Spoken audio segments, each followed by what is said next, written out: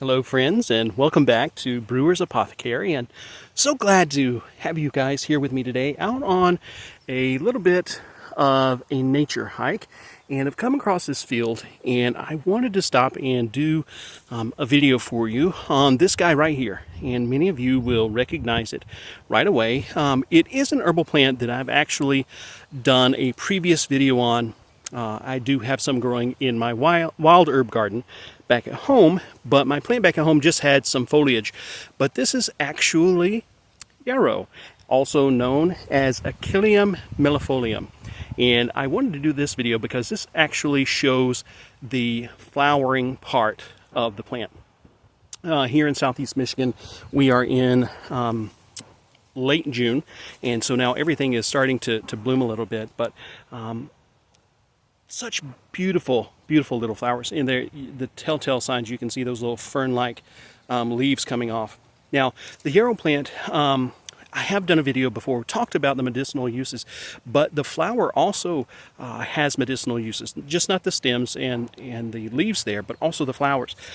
Yarrow overall, the flowers do have those anti-inflammatory and even analgesic properties, which typically are used in like a poultice or even an oil to deliver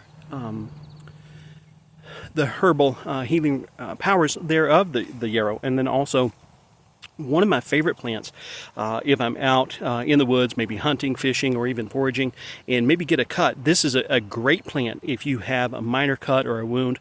The flowers can be used, even the leaves, to be crushed up and then applied to that wound. Now, I will tell you something that I do love to do, and guys, this is a little tip for you. The leaves can actually be taken and dried. I like to get them really dry, and then you can take and grind them up into a fine powder. And then, guys, when you're shaving and maybe you nick yourself, this powder is awesome to just take because it does have those astringent properties, and also it acts like a stypic pin would to help clot those little cuts that you get with shaving. So that is something to keep in mind, but also can be used in the form of a tea to help with maybe something like digestive aid, or to even stimulate the appetite as well.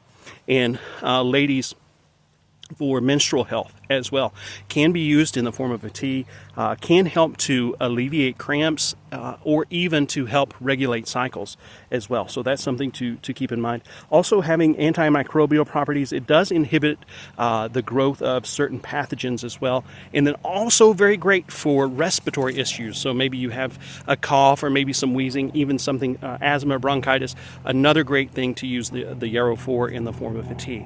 Okay, guys, it was so nice having you here today. Hope that you learned something here today, and look forward to talking with you again. Take care. Bye-bye.